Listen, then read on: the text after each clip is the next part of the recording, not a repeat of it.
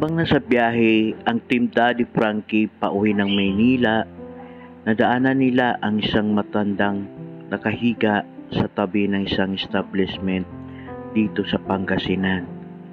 Nilapitan ito ni Daddy Frankie para kausapin, pero si tatay hindi masyadong sumasagot o nagsasalita dahil siguro sa hindi niya kilala si Daddy Frankie. Siya pala si Tatay Buddy de Guzman.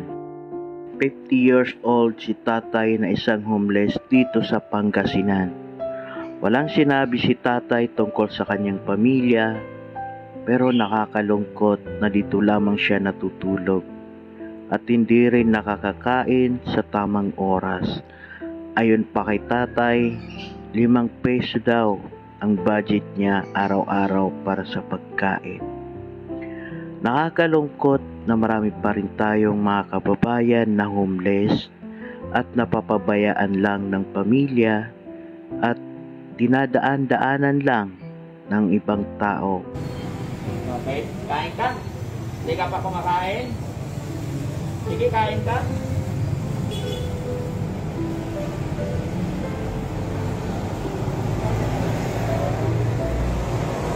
Mamaya na daw niya kakainin.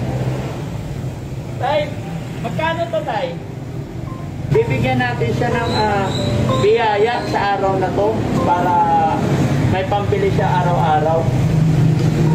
Magkano ang gastos mo araw-araw sa pagkain?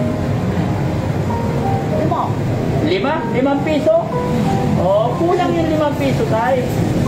Araw-araw 5 piso? Kulang yun.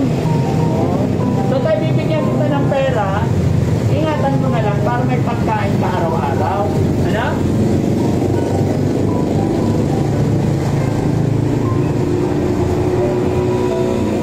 Ayan tayo.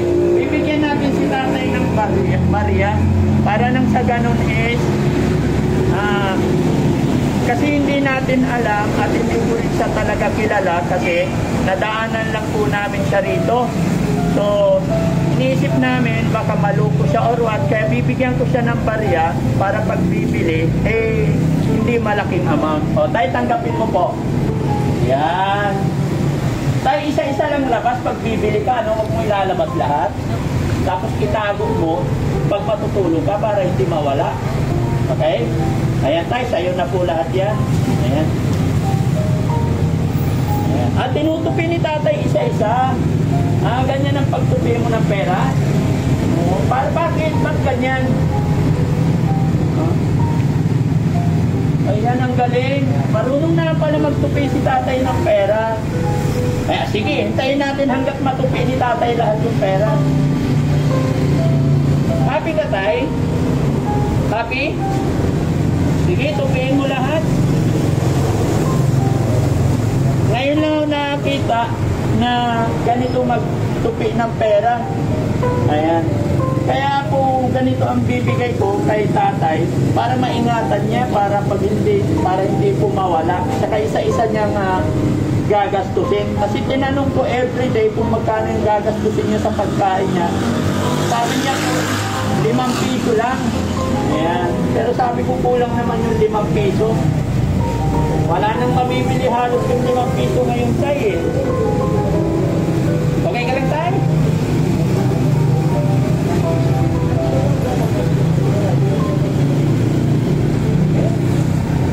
Sige, tiyagain mo tayo para may pangkain ka araw-araw, no? Maraming salamat po sa buong suporta ninyo po sa Team Daddy Frankie.